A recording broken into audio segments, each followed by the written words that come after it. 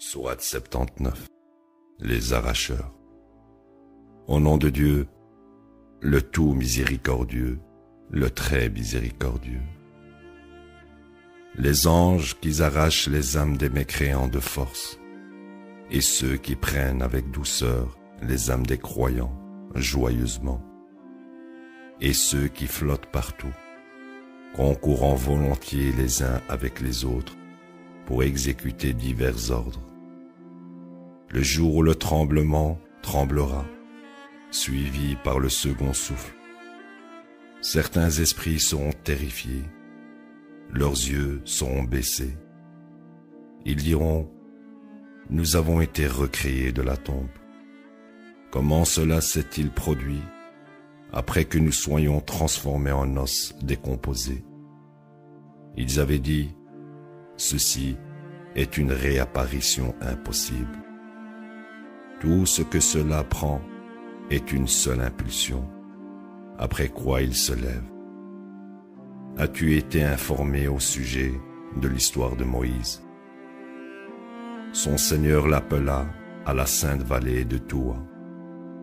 Va auprès de Pharaon, il a transgressé. Dis-lui: ne te réformeras-tu pas? Laisse-moi te guider vers ton Seigneur, afin que tu puisses devenir révérencieux.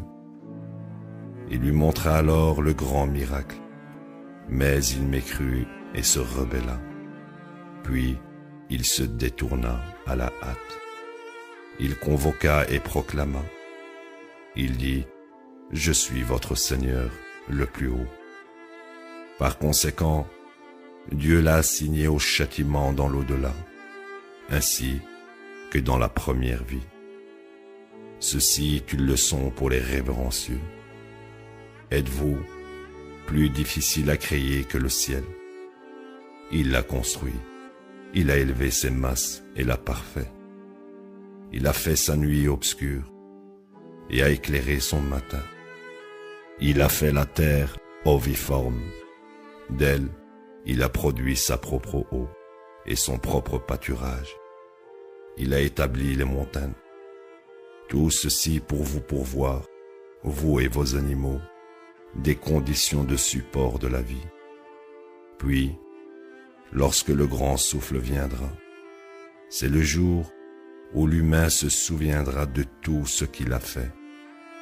L'enfer sera amené à l'existence.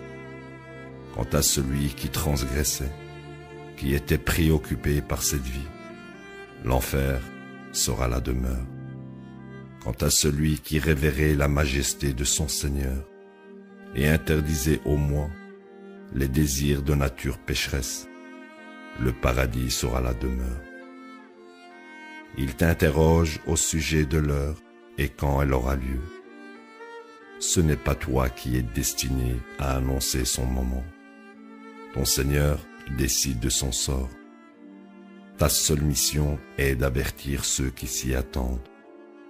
Le jour où ils la verront, il leur semblera qu'ils ont passé une soirée ou une demi-journée. La ilaha illallah.